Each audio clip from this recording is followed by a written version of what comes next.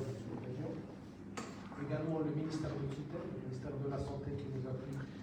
Également, nous ouvrons toutes les structures de la santé et en nous permettant un peu d'avoir accès à nos concitoyens, mais également tous les partenaires qui nous appuient, comme AXA aujourd'hui.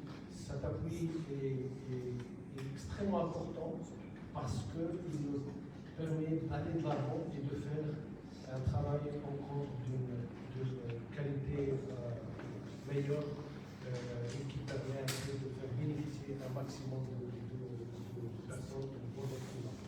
Donc encore une fois, merci beaucoup Madame Chérie.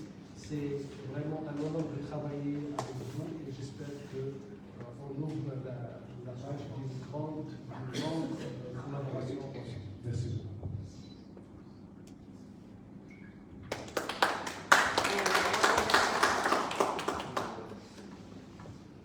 Merci. Alors, pour ma part, je ne vais pas intervenir sur l'aspect présenté par Mme Chani et Sylvie, mais je dirais que c'est un peu difficile d'être une famille de vérité qui vient bien évoluer et qui n'a plus de problème une tranche très importante de déchets, etc. C'est encore très difficile de accompagner ça. Ils sont plus responsables sur tout ce qui est social. C'est pour ça qu'on tient à ça, parce que quand même c'est à travers des initiatives comme ça qu'on arrive à développer de nouvelles choses et parvenir à atteindre nos concitoyens qui n'ont pas la possibilité d'accéder à nos services, que ce soit de prévention ou d'intervention.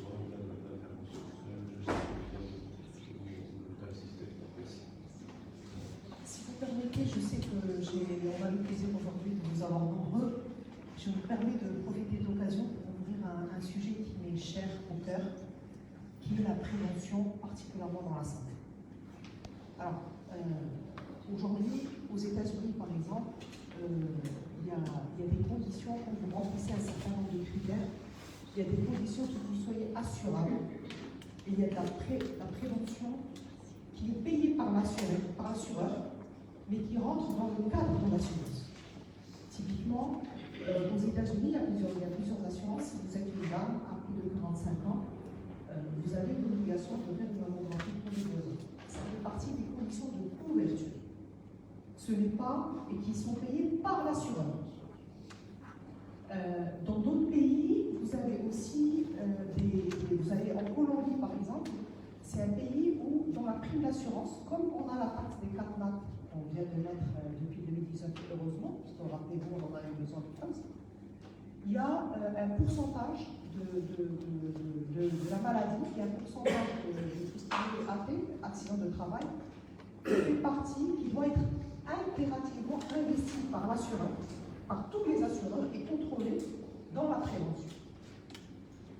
Aujourd'hui, chez nous, on est de très loin le premier marché africain en assurance, on est le marché le plus mature, et je pense qu'avec tout ce qui se développe autour de l'amont, avec toute l'expansion des infrastructures médicales et desquelles on est fiers, je pense que, j'espère que dans les prochaines années, on verra aussi de la prévention qui vient par réglementation, parce qu'elle permettra vraiment à participer activement à rehausser le niveau de santé du pays.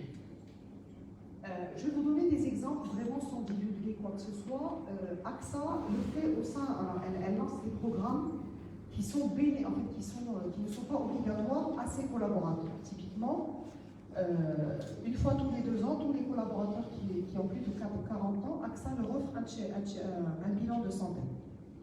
Il est offert et vous participez ou vous ne participez pas, c'est votre choix, sachant que les RH des pays se gardent l'obligation de confidentialité.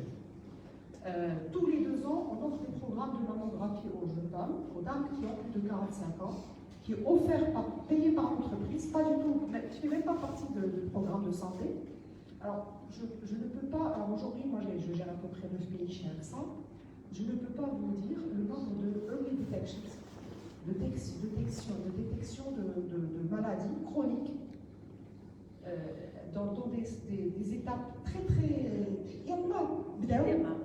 et qui a permis aux gens d'être beaucoup plus safe que ce qu'ils auraient été 6 mois, 1 an plus tard. Et donc j'espère, très modestement, mon idée de cette prévention est vraiment autour de ça. J'espère que dans les prochaines années, on aura aussi des discussions pour voir comment est-ce qu'on peut aller vers ce type de choses. Comment on peut implémenter de la prévention sur les maladies chroniques récurrentes, sur le cancer du sein, le cancer de la prostate. Il y a des choses qui peuvent être le diabète, qui peuvent vraiment être dans lesquelles on peut, à l'échelle où on est au sein du pays, industrialiser l'approche. Et ce sera du win-win pour tout le monde. Pour être très clair, un assureur aujourd'hui, aux États-Unis, pourquoi il pousse la protection, ce qu'ils appellent la protection, ce qui est la prévention chez nous, c'est, ils estiment, ils nous donnent des chiffres clairs, ils estiment qu'un cancer détecté à son début coûte le tiers d'un cancer détecté tardivement. Et les chances de vie de la personne sont beaucoup plus importantes. Et je pense que, très modestement, à travers aussi cette caravane, l'idée c'est aussi de pousser ça et d'expliquer aux gens ce que ça peut aussi leur apporter. C'est extrêmement important ce que vous dites là, cher.